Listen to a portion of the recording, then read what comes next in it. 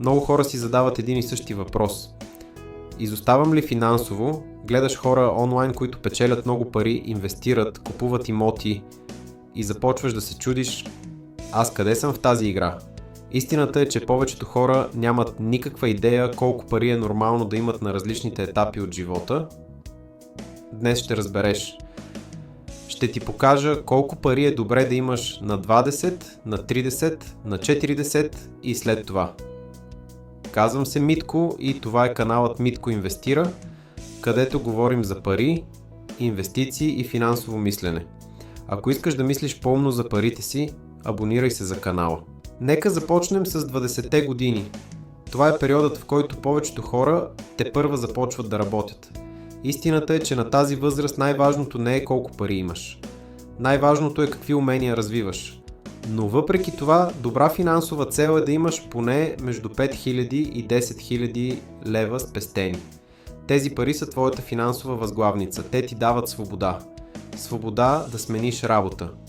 Свобода да инвестираш. Свобода да не живееш от заплата до заплата. Сега да говорим за 30-те. Тук животът става по-сериозен. Повечето хора вече имат стабилна работа, може би семейство и повече разходи. На тази възраст добра финансова цел е да имаш спестени поне една годишна заплата. Ако печелиш 2000 лева на месец, това означава около 24 000 лева. Ако печелиш 3000, целта става около 36 000 лева. Това е момента, в който инвестирането става много важно, защото времето започва да работи за теб. Нека стигнем до 40-те. Тук вече разликата между хората става огромна. Някои имат сериозни инвестиции, имоти и спестявания, други все още живеят от заплата до заплата. Финансова цел за тази възраст е да имаш поне 3 до 4 годишни заплати спестени или инвестирани. Това може да означава 100 000 лева.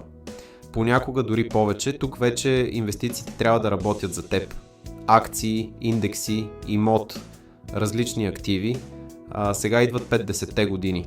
На този етап много хора започват да мислят за пенсия.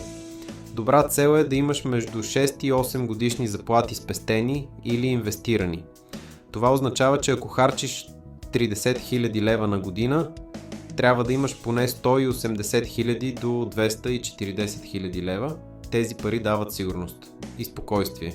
Но ето нещо важно, което трябва да разбереш. Тези числа не са правило. Те са ориентир. Живота на всеки човек е различен. Някой започва бизнес. Някой инвестира рано.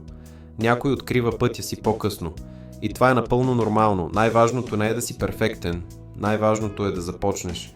Дори малки суми, инвестирани редовно, могат да се превърнат в огромни пари с времето. Това е силата на сложната лихва. А истината е много проста. Парите не се печелят само от работа. Парите се печелят и от активи, от инвестиции, от време. Ако това видео ти помогна да разбереш по-добре къде се намираш финансово, значи сме свършили добра работа тук в Митко Инвестира. Абонирай се за канала. Защото тук не говорим за бързо забогатяване. Говорим за реални стратегии за пари. И ако искаш да мислиш по-умно за финансите си, остани с нас.